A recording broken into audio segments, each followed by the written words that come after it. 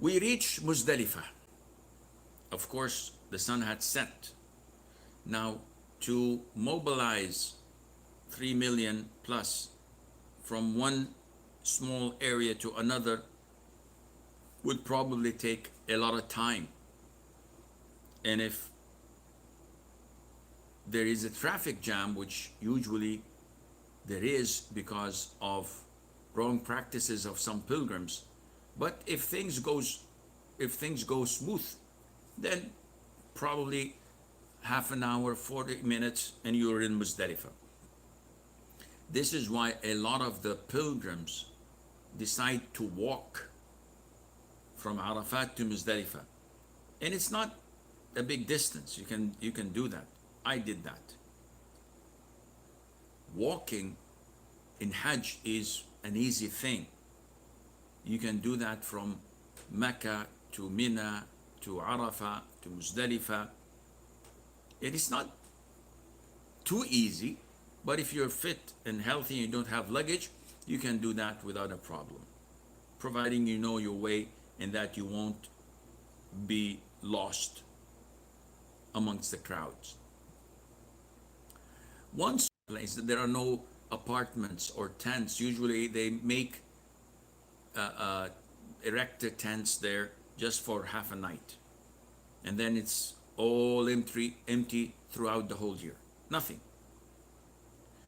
So people set their camps and they call the adhan, one adhan, and then they make iqamah for Maghrib, they pray it, and then they make iqamah for Isha and pray it. So they combine Maghrib to Isha. Unlike what is written in your textbook, it says that for Isha prayer has fallen so that pilgrims would be delaying Maghrib until Isha time. This is not true.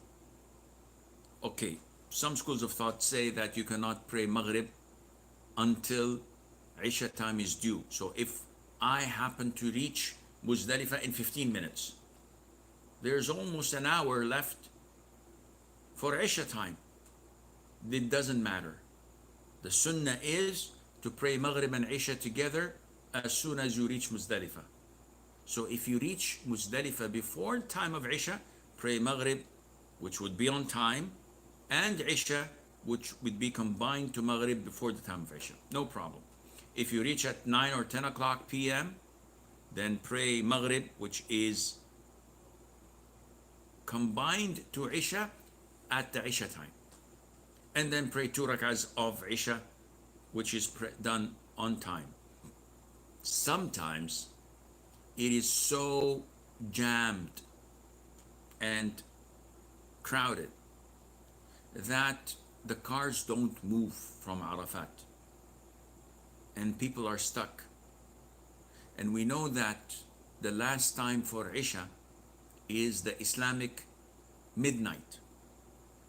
One says, whoa, Sheikh, what is Islamic midnight? Is it when werewolves turn into vampires? Ha ha ha, no. Midnight normally is 12 o'clock to people.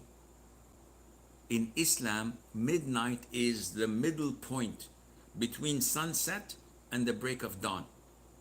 So sunset is at 6 o'clock p.m. The break of dawn is at 6 o'clock. Islamic midnight is equivalent to normal midnight. But if sunset is at 5 o'clock and the break of dawn is at 6 o'clock. So from 5 till 12, this is 7. And from 7 to 6, this is 6 hours. So 13 hours total. Half of it is what? Half of it is 6 hours and a half. Add 6 hours and a half to sunset time, it becomes 11:30. If you pray Isha at 11:30, your prayer is invalid because it's midnight. You have to pray it before that. Sometimes midnight can be 11. Sometimes it can be a bit earlier.